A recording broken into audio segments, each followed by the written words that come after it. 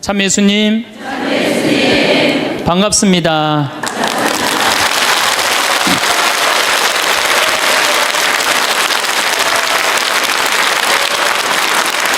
우리가 하느님의 이 뜻대로 살아가고 악마의 유혹에 빠지지 않으려면은 돈에 대한 유혹, 명예에 대한 유혹, 권세에 대한 유혹, 하느님이 계실까 안 계실까에 대한 신앙에 대한 유혹, 이걸 빠지지 않으려면 우리는 항상 기쁘게 살아야 돼요.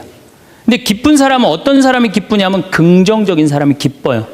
또 어떤 사람이 기쁘냐 하면은 정말 마음을 욕심이 없는 사람이 기뻐요. 욕심이 꽉 차 있는 사람, 자식 출세하기를 바라는 사람, 돈을 많이 벌기를 바라는 사람, 그냥 높은 자리에 올라가기를 원하는 사람, 이런 욕심이 있는 사람들은요 기쁘지 않아요. 마음을 완전히 비우고 오늘 하루를 즐겁게 사는 사람. 여러분들 영어로 내가 좀 유식한 말을, 영어로 선물이 뭐냐면은 프레젠트예요. 근데 오늘이라는 뜻도 영어로 프레젠트예요. 오늘은 하느님이 주신 선물이에요. 오늘은 과거, 지나간 과거 여러분들 묻지 마세요.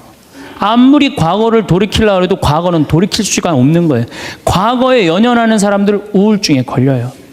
그 다음에 미래에 대해서 미리 걱정하지 마세요. 여러분들이 아무리 걱정해봤자 여러분들이 걱정하는 게 95%는 일어나지 않을 거래요. 전혀 일어나지 않을 것에 쓸데없는 걱정을 하고 있는 거야. 제일 중요한 건 오늘을 즐겁게 사는 거야. 밥 3끼 먹고 눈 콧구멍 2개 있는 게 얼마나 여러분들 감사한 줄 아세요? 콧구멍이 얼마나 2개 있는 게 감사하냐면은, 눈 2개 있는 것도 감사하지만 콧구멍 2개 있는 게 얼마나 감사하냐면은, 이 콧구멍이요, 숨을요, 이 냄새를 맡는데요, 한쪽만 4시간을 맡는 거예요. 그리고 4시간이 딱 지나고 나면 한쪽이 교대를 해요. 반대쪽이 냄새를 맡는 거예요. 만약에 김치찌개 동시에 2 콧구멍으로 다 맡으면 기절해.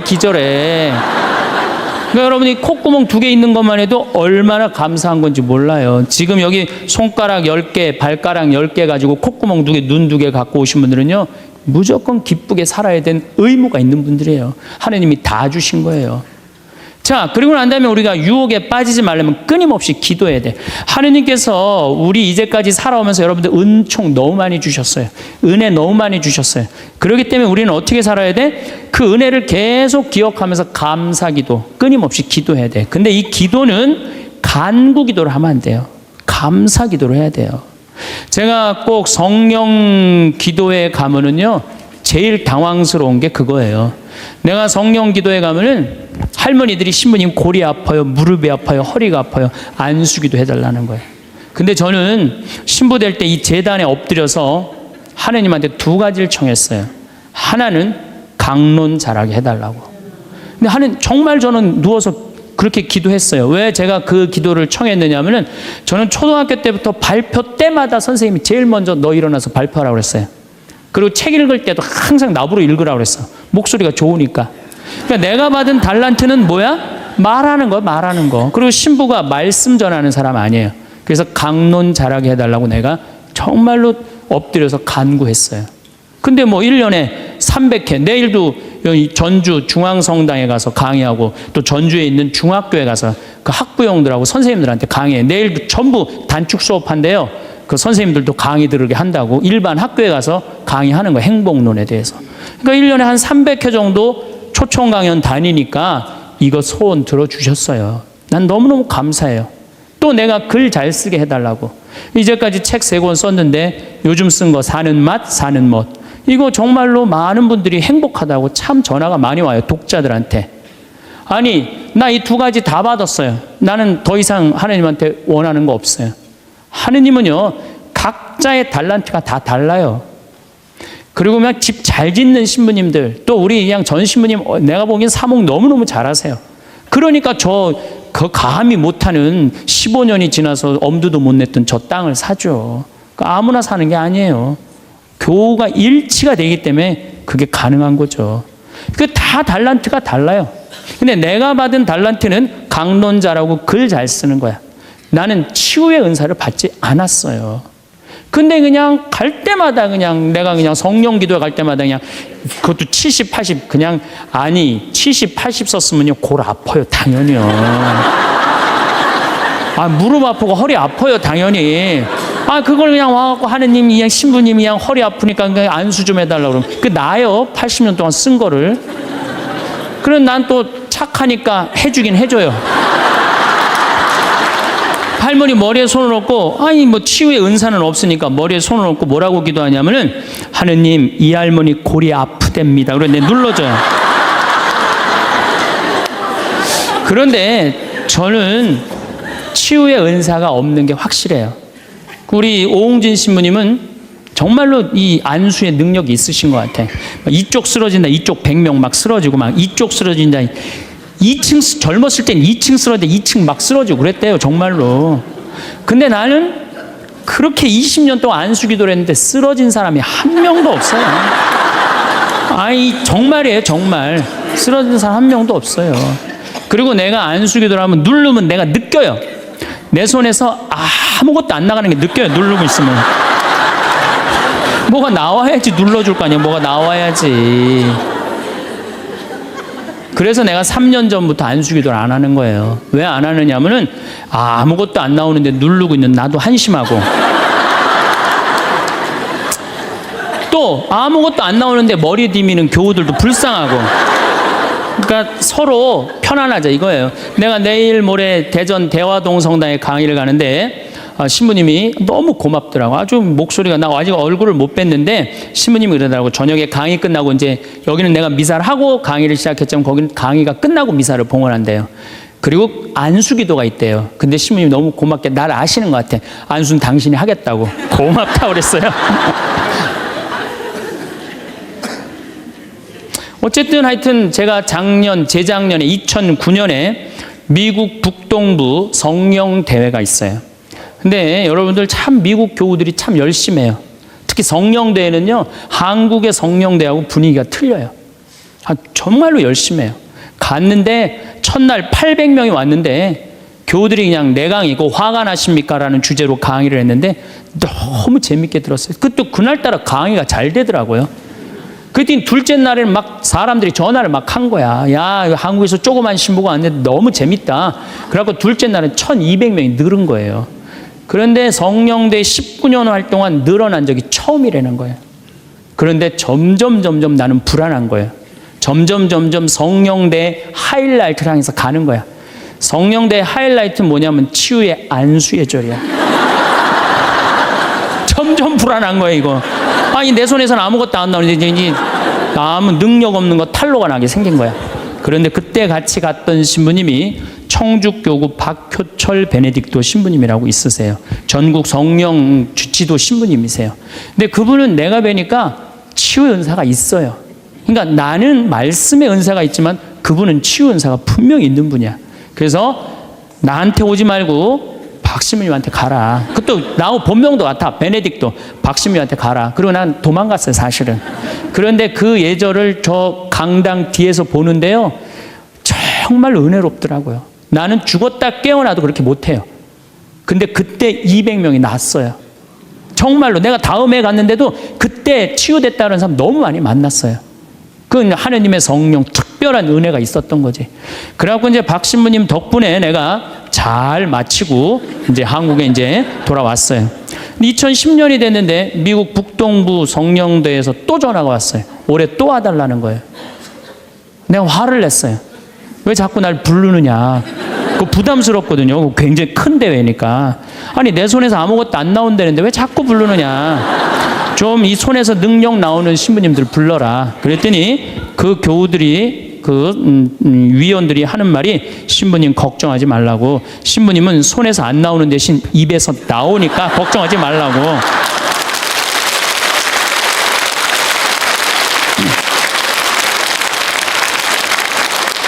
아, 그러느냐? 그렇다면 내가 가겠다. 그리고 이제 작년에 내가 또 북동부 성령대를 갔어요. 갔는데 그때 같이 갔던 신부님은 누구냐면은 우리 수원교구의 한연음 다니엘 신부님이 같이 갔어요. 이분 또 만만치 않게 영적으로 깊은 분이잖아요. 근데 이제 신부님이 먼저 강의를 가는데 갑자기 내 앞에 무릎을 꿇는 거예요. 나한테 안수기도를 해달라는 거예요. 아니, 내가 새카만 후배고 정말 내가 존경하는 선배 신부님이에요. 근데 갑자기 무릎을 꿇더니 나한테 안수기도를 해달라는 거예요. 아니, 내가 교우도 안 해주는 판국에. 아니, 하느님하고 성모님한테 정말 완전히 미쳐갖고 오로지 기도만 하는 신부님, 그분 성소하고 성물도가 너덜너덜해요. 같이 들어. 내 성소도 깨끗하고 성물도도 깨끗한데 내 거는. 그래서 내가 신부님한테 그래서, 신부님 저한테 안수기도 받으실 필요 없으시다. 신부님 같이 이렇게 영적으로 깊으신 분이 나같이 이렇게 어린 후배 신부한테 뭐하러 받느냐, 그냥 들어가셔라. 근데 신부님이 하시는 말씀이, 나는 황 신부한테 기적을 바라는 게 아니다, 사제의 축복을 받고 싶다. 또 이거 또 어떻게 안 해줄 수가 있어? 그래서 그냥 떨리는 마음으로 신부님 머리에 손을 얹었어요. 근데 내가 깜짝 놀랐어요. 이게 내 손에서 안 나오다 보니까 신부님 머리에서 나오더라고.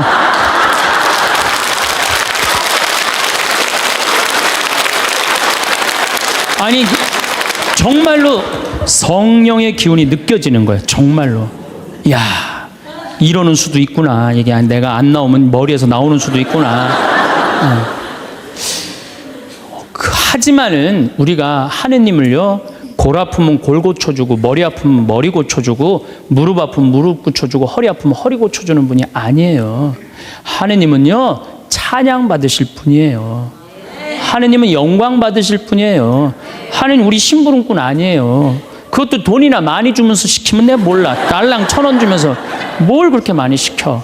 그러니까 자꾸 간구 기도를 하다 보면 어떤 유혹에 빠지느냐 하면은 여기가 아닌가 봐. 천군 보살한테 가는 거예요.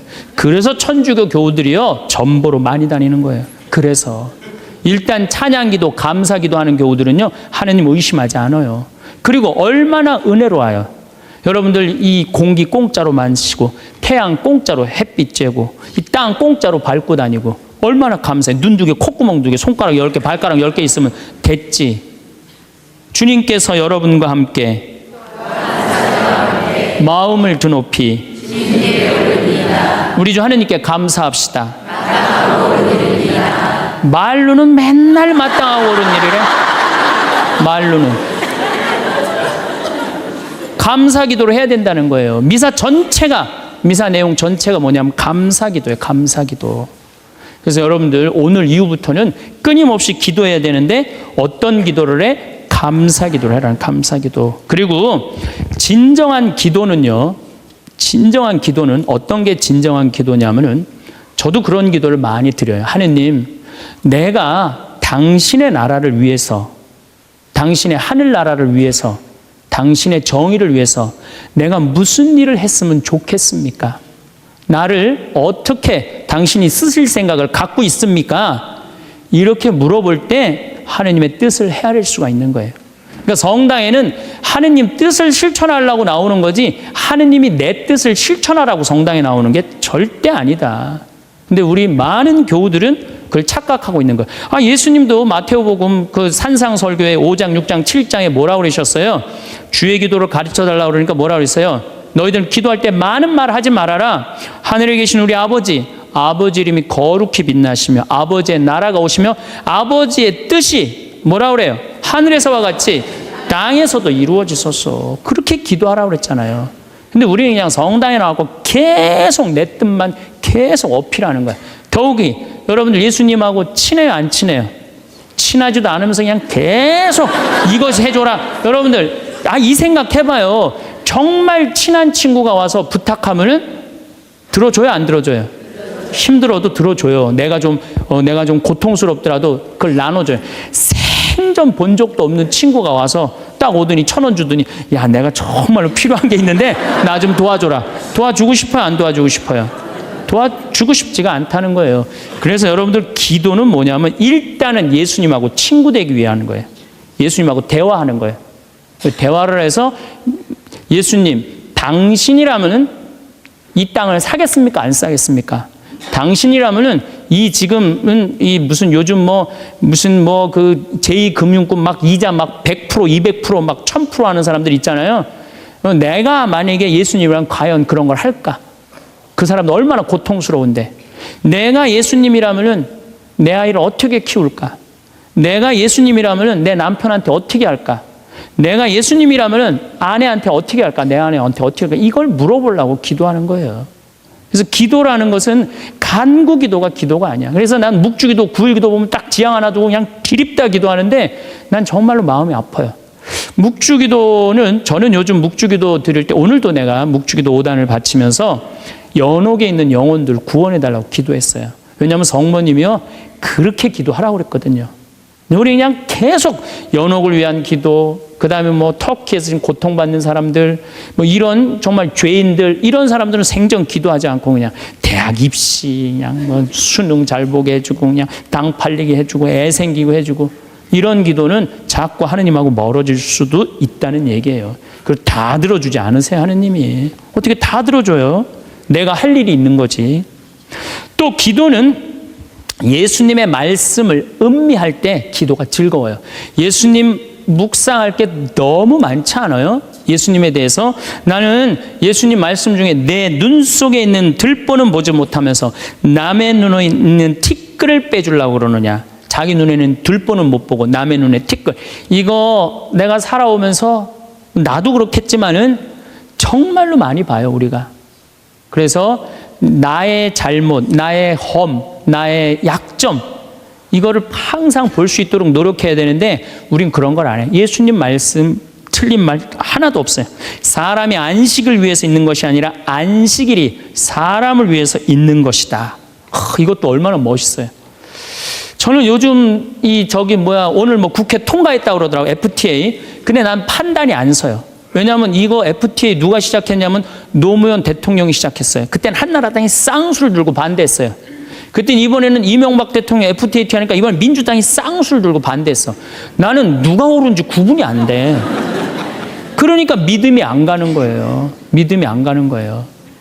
나는 정말로 사람을 위한 일이 뭔가, 예수님이 과연 어떤 의미에서 이런 말씀을 했는가, 참 묵상할 거리가 너무 많죠. 또 너희들 무엇을 먹을까, 무엇을 입을까, 무엇을 마실까 걱정하지 말아라. 하늘에 나는 새도 다 먹여줄 거다. 그리고 내일을 걱정하지 마라. 내일 걱정은 내일이 할 것이다. 그날 고생은 그날로 충분하다. 여러분들 오늘 하루 종일 일하고 여기 오신 분들 많으시죠? 얼마나 피곤해.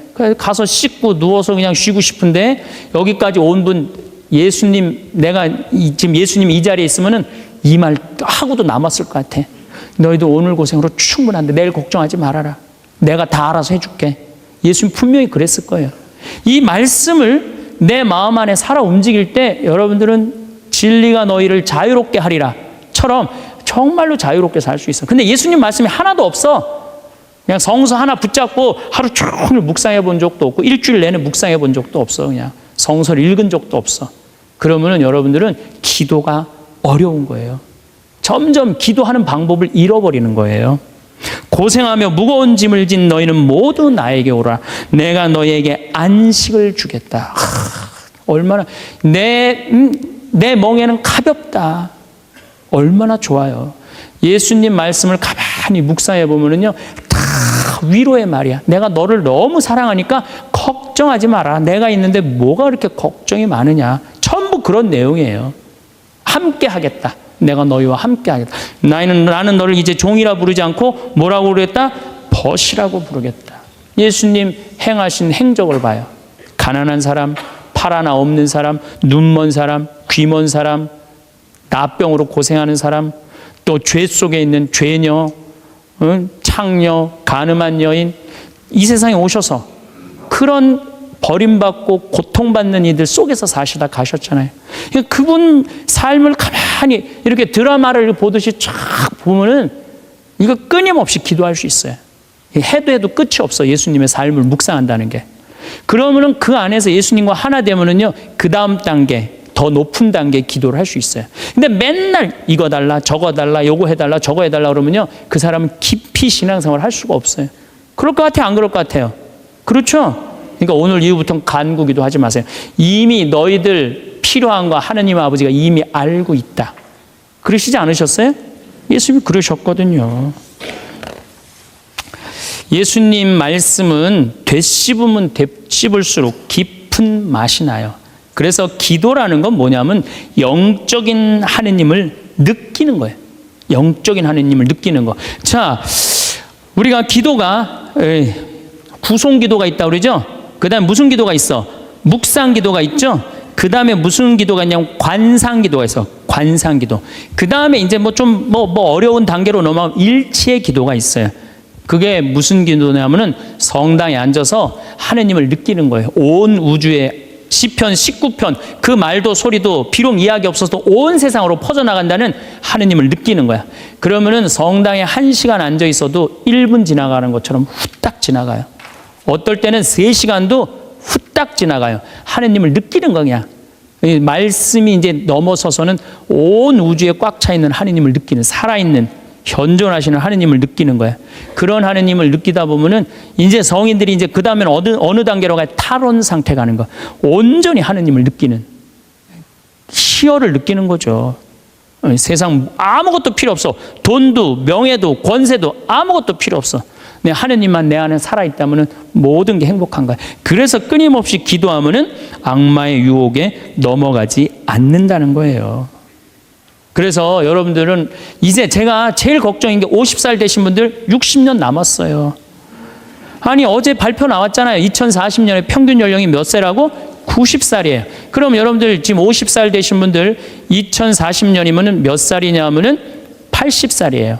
80살이면 그때 가면은 또 늘어날 것 같아요? 안 늘어날 것 같아요? 또 늘어나요. 그래서 110살이에요. 그러면은 남은 60년 동안 내가 영적인 인간으로 살 거냐, 육적인 인간으로 살 거냐, 늙어서 어떻게 할 거야? 힘도 없는데 기도라도 열심히 해야지. 그래서 제일 좋은 기도는 뭐냐면은 제가 여러분들한테 청하는 건 뭐냐면은 기도 공동체 단위라는 거예요. 제가 프랑스 떼제 공동체에 가서 일주일 동안 기도를 했는데요. 3,000명씩 와요. 일주일에. 월요일부터 주일날 전심 때까지 모여서 아침 기도, 낮 기도, 저녁 기도, 그 다음에 미사. 똑같아 일주일 내내. 그런데 성당에 다니든 안 다니든 3,000명. 많이 올 땐 여름엔 3만 명이 와요. 근데 우리나라는 아직 그런 데가 없어. 일주일 내내 모여서 기도하는 데가 없어. 그래서 내가 이제 평창을 이제 내년부터 이제 시작을 할 거예요. 그래서 토요일 날 저녁에는 또 우리 부관장 신부님이 너무 노래를 예쁘게 잘해. 그래서 이제 떼제 기도를 시작을 했어요. 그래서 이제 기도하는 그런 공동체를 만들어서 여러분들도 삶에 지쳤을 때 와서 일주일 동안 60살쯤 돼갖고 일주일 정도 와서 기도하고 가면 얼마나 좋겠어요. 그렇죠? 그러니까 그런 공동체를 많이 믿는 사람들이라면 찾아다니라는 거예요. 영적인 세상을 위해서 시간을 투자하고 마음을 투자하라는 거죠. 그래서 신부님 끊임없이 기도하는데 제일 좋은 게 뭡니까? 미사 참여예요. 첫 번째 좋은 건 미사 참여.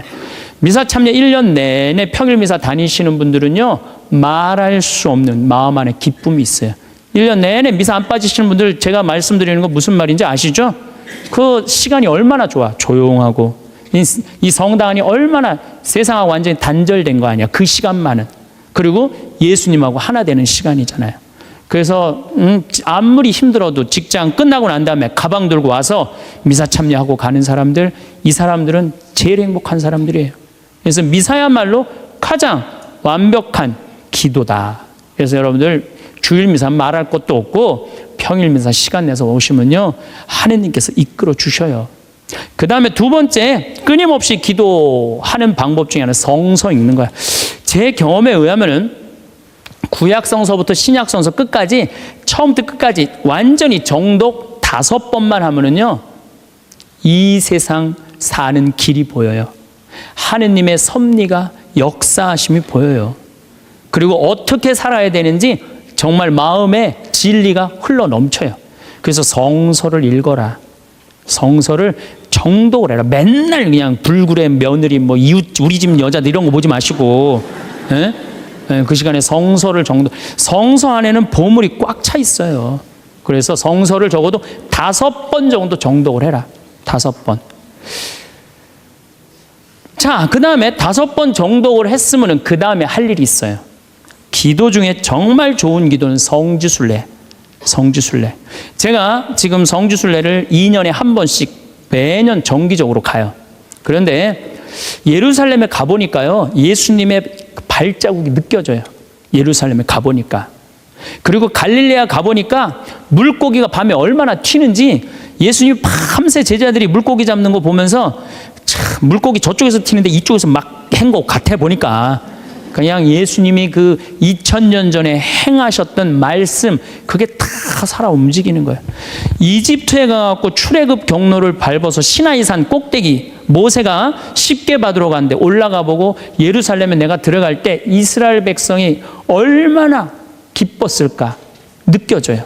사도 바오로가 예수님 이제 다마스커스에서 회개하고 난 다음에 이 그리스 터키 이거 전부 교회 세우러 7개 필라델피아 교회 이런 교회들 전부 다 세우러 가는데 지난 2월 달에 갔다 왔거든요. 그냥 예수님이 그냥 막연하게 멀리 느껴지는 게 아니라 예수님이 살아 움직이는 거예요. 그래서 여러분들 성지순례 참 중요한 거. 물론 우리나라 안에도 좋은 성지들이 너무 많아요. 우리 성인들이 얼마나 예수님을 사랑했는지. 그러니까 시간 되면은 돈 모아서 제일 남는 거 가장 적은 돈으로 가장 최고의 효과를 낼 수 있는 건 성지순례. 그래서 예루살렘 한 번은 갔다 오라는 거예요. 예루살렘. 나는 아직까지 하느님 20년 30년 믿으면서 예루살렘, 베틀레헴, 나자렛 한 번도 아직 갔다 온 적이 없다. 한번 손 들어보세요. 내가 절대 욕 안 할 테니까 한번 손 들어보세요. 손 들어. 한 번도 안 갔다 왔다. 손 들어보세요. 자, 이 사람들 이거 회개해야 되는 사람들이에요. 자, 여러분들 이 세상에 한 번 오셨어. 내가 하느님을 믿어. 하느님을 믿는데 예수님이 활동하고 가신데 한 번 좀 가보고 싶지 않아요? 그럼 지금부터 개 모으세요. 개 모으셔갖고 나는 우리 여의도 순복음교회가 한 번 거기 성주순례를 갔는데 몇 명이 한 3,000명이 갔다. 3,000명. 3,000명이. 여러분들도 우리 능평성당 내가 있을 때 어른들 700명 갔잖아요. 한번 한 2년 개 모아갖고 우리 전 신부님이랑 한번 1,000명 한번 쫙 한번 가봐요. 그럼 아마 일생 일대 너무 은혜를 많이 받을 거예요. 그 은혜는 마치 이스라엘 백성이 에집트를 200만 명이 200명 그건 뻥이겠지만은 어쨌든 하여튼 가듯이 그런 뜨거움을 아마 느끼실 거예요. 저는 그래서 우리가 끊임없이 기도하는데 정말 좋은 거는 성지순례다. 돈 모아서 성지순례 가라. 다시 한번 말씀드리지만 재물은 쓴 것만 재물이에요. 쓴 것만 내 재물이에요. 제가 지난번에 산호세 강의를 갔는데 나를 비행장에 데려다 준 자매가 하나 있어요. 친구가 5억을 떼어먹고 갔대요. 재산이 싹 날라갔대요. 근데 유일하게 자기가 아깝지 않았던 거 성지순례 간 것만 아깝지 않더래요. 그거 갔다 오기를 얼마나 잘했는지 성지순례 때마다 갔다 온 게 그것만 자기 마음 안에 살아 움직이더래요. 여러분들도 나중에 이 돈 저 돈 띄어먹고 땅 치고 통곡하지 말고 미리 지금 돈 모아서 성지순례 갔다 오십시오. 그리고 묵주기도 우리가 가장 쉽게 할 수 있는 기도예요. 누워서도 할 수 있고 반신욕하면서도 할 수 있고 걸어가면서도 할 수 있고 묵주기도도 성모님 말씀대로 죄인들의 회개를 위해서 영혼들의 고통 덜어주기 위해서 그 기도가 저는 묵주기도 중에 가장 아름다운 기도라고 생각을 해요. 그래서 우리의 기도를 불쌍한 영혼들이 많이 기다리고 있으니까 그런 지향을 두고 그냥 수능 잘 보게 해주고 애 생기게 해주고 월세 나가게 해주고 땅 팔리게 해주고 그런 기도하지 마시고 이렇게 끊임없이 기도하는 사람은요 악마의 유혹에 빠질 시간이 있겠어요 없겠어요? 당연히 없어요. 당연히. 자, 그 다음에 어떤 처지에서든 감사하여라. 감사하는 사람 또 유혹에 안 빠져요. 여러분들 북한에서 안 태어나고 남한에서 태어난 거 감사해요 안 감사해요? 북한은요 정말로 굶어 죽어요. 굶어 죽어요. 평양 근교만 빼놓고 나머지는 다 굶어 죽는다고 보시면 돼요. 이제 겨울이 시작되면은요 이 사람들 뗄감이 없어요. 석유 석탄이 없기 때문에. 갖고 산에 나무 잘라다가 또 해요. 그리고 어떤 집은 작년에는요 그 뗄감조차도 없어서 밥도 못 해갖고 그대로 얼어 죽은 사람들도 많다는 거예요. 근데 우리는 얼마나 잘 먹고 잘 살아요. 감사해요 안 감사해요? 감사해요. 여러분들 후쿠시마에서 안 태어나고 대한민국에서 태어난 거 감사해 안 감사해? 이거 여러분들 깊이 묵상해야 돼요. 왜냐하면 일본은 1년에 지진이 5,000번 일어나요. 5,000번. 하루에 15번 일어나요. 더 놀라운 거는 이번 12월 1월 달에 지진이 또 일어난다는 게 지금 감지가 된다는 거예요. 일어날지 안 일어날지 모르겠지만은 일본 사람들은요, 너무 불안한 거예요. 근데 우리나라는 지진이 1년에 몇 번 일어나는 줄 아세요? 15번 정도 일어나요. 근데 이 중에 지진의 강도가 2.7에서 3.2예요. 보통 일어나는지 안 일어나는지도 모를 정도예요. 근데 일본은 막 일어나면 4.0만 넘어가면요, 정말 천둥 소리 얼마나 불안한지 몰라요. 나는 그걸 경험을 했어요. 지진이라는 게 무시무시해요. 근데 우리는 아무런 그런 게 없이 살잖아요. 이번에 이 터키 지진 일어났죠? 지진 일어났는데 여진이라고 그래요. 한 번 꽝 하고 난 다음에 계속 흔들리는 게 1500번 일어나는 거, 1500번. 근데 우리는 얼마나 행복한 나라에서 살아. 그런데 왜 자살률이 세계 1위냔 말이야. 국민들이 욕심이 많아서, 욕심이. 이유는 딱 한 가지예요. 욕심이 너무 많아요. 대한민국 사람들 이 정도면 잘 사는데 왜 이렇게 욕심이 많은지 모르겠어요. 여러분들, 그 한국처럼 잘 먹고 잘 사는 나라가 없어요. 여러분들, 이탈리아라는 나라 잘 살아, 못 살아요? 잘 살죠? 그런데 이탈리아가, 우리나라가 경제력은 세계 13위지만은 소비 지수는 7위예요, 7위. 정말 잘 먹고 잘 사는 나라가 우리예요. 내가 뭐 예전에 방송에도 한번 말씀드렸지만 우리나라 갈비집에 가보면요, 진짜 잘 먹어요. 갈비 막 먹으러 가면은요, 막 이렇게 한 상 반찬 나와요. 그냥 그 계란찜, 그 다음에 무슨 뭐 단호박 삶은 거, 메추리알, 뭐 그 다음에 무슨 뭐 사라다, 무슨 야채 사라다, 국물 김치, 뭐 별게 다 나와요. 그 다음에 파랑 국수 말아서 나와요. 그리고 4명이 가면 4인분 시켜요. 4인분 시키면 그냥 배가 빵빵해. 한국 사람들은 배 빵빵하면 안 돼. 갈비집에 가고 배 터질 때까지 먹어야 되냐. 2인분 더 시켜요. 더 시켜서 먹고 난 다음에 그래도 우린 분이 안 풀려. 그냥 아줌마가 하나 쓱 나와서 이렇게 물어봐요. 냉면을 먹을래? 된장찌개를 먹을래? 그냥 그거 먹고 커피 공짜로 먹는 나라가 어디 있어요. 잘 먹어요. 횟집도 마찬가지예요. 횟집도 일본에 갖고 내가 회 정식 시켰는데 회가 딱 2점 나왔어요. 이게 맛백인가 보다 그러고 홀딱 먹었어요. 아무리 기다려도 회가 안 나와요. 왜 안 나오냐니까 그게 다라는 거예요. 근데 우리나라는 횟집에 가면 뭐부터 나와? 씻기다시 나오죠? 개불, 멍게, 해삼, 전복, 낙지, 꽁치 소금에 구운 거, 미역국, 조개탕, 별게 다 나와요. 그리고 그냥 또 회가 나오면 그냥 한 50점 나와요. 배는 꽉 찼는데 50점이 또 나와. 어떻게? 먹는 방법이 있어요. 상추에다가 회를 올려요. 그 다음에 마늘하고 고추하고 된장을 찍어갖고 상추를 동그랗게 말아요. 그 다음에 목구멍으로 밀어 넣는 거예요. 보면 계속 목구멍까지 찼어. 그래도 분이 안 풀려. 어떻게 하느냐면은 매운탕 또 시켜 밥 한 그릇 또 해갖고. 그런데도 왜 자살률이 세계 1위냔 말이에요. 왜 15,400명이 죽냔 말이에요. 1년에 하루에 42명씩 자살을 하냔 말이에요. 왜? 1시간에 2명씩 지금 뛰어내려서 죽고 있어요. 우리나라에. 욕심이 너무 많아서 그래요. 이 정도면 잘 살지 않아요? 이 정도면 잘 살지 않아요? 여러분들, 우리 여기 할머니들 1959년에 우리나라가 UN 120개 국가 중에 GNP가 몇 위였느냐면 119위였어요. 1959년에. 꼴등이야, 꼴등. 그때는 정말로 똥구멍이 찢어지게 가난하게 살았어요. 똥구멍이. 다시 한번 똥구멍 찢어지는 거 얘기해 드릴게요. 9월에 추수하면 2월에 먹을 게 떨어져요. 보리는 5월에 피는데. 그러면 그냥 무슨 칡해서 먹고 쑥해서 먹고, 그것도 안 되면 4월 달에 소나무 속껍질 벗겨요. 햇빛에 말려갖고 갈아갖고 쌀은 요만큼, 소나무 껍질은 이만큼. 그러니까 밥을 져서 먹으면 등짝에 붙었던 배가 쑥 나와요. 얼마나 좋아. 근데 문제는 이 섬유질은 소화가 안 돼요. 수분만 빠지고 다시 딱딱하게 대장에 가서 돌덩어리가 되는 거야. 똥을 넣으면 부드러운 똥이 나오는 게 아니야. 이 돌덩어리가 나오는 거야. 그러니까 이 돌덩어리를 빼내니 집집마다 뒷간에서 똥구멍 찢어지는 소리가 그냥 이 집 저 집에서 막 나는 거예요.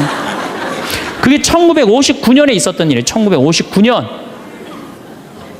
그런데 불과 60년 만에 이렇게 잘 살 수가 없어요. 이렇게 잘 살 수가 없어요. 여러분들, 저는 요즘 그리스 보면서요, 정말로 내가 대한민국 사람이라는 게 얼마나 자랑스러운지 몰라요. 그리스라는 나라는 지금 BC 526조에 BC 526조. 그런데 이거 그리스라는 나라 우리나라보다 훨씬 못 살아요.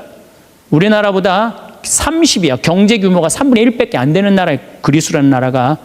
그런데 이 나라가 전부 빚 갖고 사는 거, 빚 갖고. 애 셋 낳으면 일 안 해도 돼. 애 셋 낳으면 다 우유값까지 다 나와요. 양육비 다 나와. 대학 들어가갖고 뭐 3년, 4년, 뭐 1학년 다니다가 2학년 다니기 싫어하고 10년 후에 들어가면 그때도 공짜야. 끝날 때까지 공짜예요. 뭐 갖고? 빚 갖고. 그래갖고 좀 이제 이 빚이 이렇게 나라 빚이 많으니 허리띠 좀 졸라 매자 그랬더니 내 연금은 못 깎는다. 맨날 데모하는 거예요. 그 다음에 막 정부 기관에 그냥 저기 막 전기 끊고. 그게 저러고 있는 거예요. 지금 아직도. 근데 우리나라는 1997년에 IMF 터졌을 때 어땠어요? 국민들이. 전부 뭐 했어요? 금 모았잖아요. 금.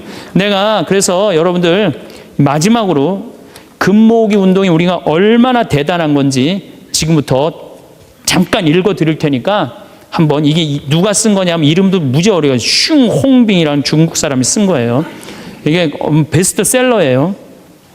냉전 시기 미국의 맹방이던 또 하나의 나라 한국은 금융위기가 닥치자 미국의 구원에 손을 내밀었다. 한국 사람들은 미국이 그토록 단호하게 거절하리라고는 꿈에도 생각하지 못했다. 우리가 도와달라고 그랬는데요. 싹 거절했어요. 월가를 대표하는 재무부는 끝까지 반대했다. 심지어 올브라이트가 경제학을 모른다고 비난하기까지 했다. 결국 클린턴 대통령은 재무부에 손을 들어주었다. 여기서 그 다음에 중요한 얘기가 나와요. 재무장관 로버트 루빈이 보기에 이번 위기야말로 한국 경제의 빗장을 열어젖힐 절호의 기회다. 그러니까 이제 IMF 때 우리나라에 들어와서 기업 다 먹을 기회다. 이 얘기예요. 그는 구원을 청하는 옛 맹방인 한국을 과거보다 훨씬 가혹한 조건으로 대하라고 지시했다. IMF는 미국 재무부의 압력 아래 한국의 원조 조건에 온갖 가혹한 조건을 덧붙였다. 그래서 우리나라가 얼마나 고통스러웠어요. 한국이 즉시 미국의 유리한 조건으로 미국과의 모든 무역 마찰을 해결할까지 포함했다. 그동안 마찰이 많은데 미국한테 다 손들었어요. 분노한 한국민들은 IMF가 언제나 미국 편에 서서 갖가지 불합리한 조건을 내건다고 비난했다. 한국 정부는 하는 수 없이 미국의 조건들을 받아들이고 미국이 은행 지점들을 한국에 설립하도록 허락했다. 시티은행, 그 미국 은행이에요.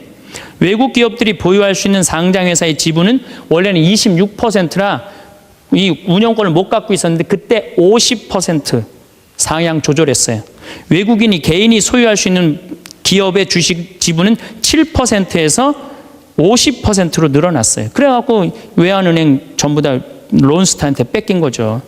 한국 기업은 반드시 국제회계의 원칙에 따라 했으며 금융기관은 국제회계사무소의 회계 감사를 받아야 했다. 참. 그러나 국제금융재벌들은 한국의 강한 민족성들을 너무 얕잡아 보았다. 한국의 협의를 체결하기만 하면 당장이라도 몰려들어 사냥감을 물어 뜯을 판이었다. 우리나라 현대 삼성 다 먹을 판이었다는 얘기예요. 그런데 고립무원, 완전히 고립무원의 사면 초가에 빠진 한국인들은 나라를 구하겠다는 일념으로 너도 나도 금모기 운동에 나서서 정부를 도왔다. 이때 금 모은 게 21억 달러예요. 한국에 돈 한 푼도 없었을 때. 놀라운 거는 금모기 하고부터는 5억 달러 수출 계속 적자였다가 이때부터 흑자로 전환하기 시작해. 이게 흑자의 출발점이 돼요. 금모기 운동이. 그래서 이걸 극복한 나라예요. 서양의 기업들은 한국 대기업을 거의 하나도 사들이지 못했다. 한국 경제는 가장 어려웠던 1998년 여름의 악몽에서 완전히 빠져나올 수 있도록 수출을 빠르게 회복했다. 금모기 운동부터 그랬다는 거예요. 국제금융재벌들과 미국 재무부는 공연히 헛물만 켜다가 만셈이 되었다. 뿐만 아니라 한국으로 하여금 정부가 경제를 주도할 절대적인 필요성을 확실히 깨닫게 해줬다. 마이크로소프트가 한국 최대의 소프트웨어 기업을 삼키려는 시도도 물 건너 갔어요. 그러니까 미국 애들이 그때 한국 다 살라고 그랬어요. 근데 그것도 못 샀고 8개의 한국 지방 소프트웨어 기업들에게 그 몫이 돌아갔다. 다 우리나라 기업들이 다 샀다는 얘기예요. 포드가 기아 자동차를 구입하려던 계획도 빗나가 버렸다. 그때 기아가 망했거든요. 근데 빗나가서 우리가 금 모아서 현지 기업이 포도의 꿈을 현대가 구했죠. 꿈을 보기 좋게 꺾어준 것이다. 이렇게 우리나라가 그 IMF를 벗어난 민족이야. 그런데 이렇게 대단한데, 아니 정치를 보면은, 사회를 보면 한국이 현찮다고 그래. 내가 보기에는 한국이 대단한데, 얼마나 대단해. 그리스하고 우리나라하고 정반대 아니에요. 그래서 이 IMF를 넘어서서 지금 이렇게 우리가 전 세계가 지금 금융위기를 겪고 있잖아요. 지금 그리스, 이탈리아, 스페인, 프랑스 다 무너지고 있잖아요. 근데 우리나라는 아직도 경쟁력이 있다는 거예요. 이렇게 대단한 사람들이 모여 살아갖고 우리나라 이름이 대한민국이에요.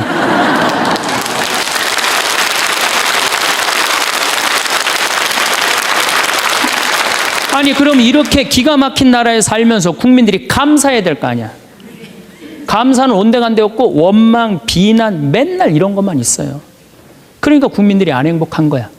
그래서 나는 사도 바오로가 항상 기뻐하여라, 끊임없이 기도하여라, 어떤 처지에서든 감사하여라. 이것이 우리 주 예수 그리스도를 통하여 드러내신 하느님 아버지의 뜻이다. 그러니까 여러분들 신앙생활하는 사람은요, 어떻게 해야 돼? 항상 기뻐하고 끊임없이 기도하고 어떤 처지에서든 감사해야 되는데, 대한민국 처지는 괜찮다.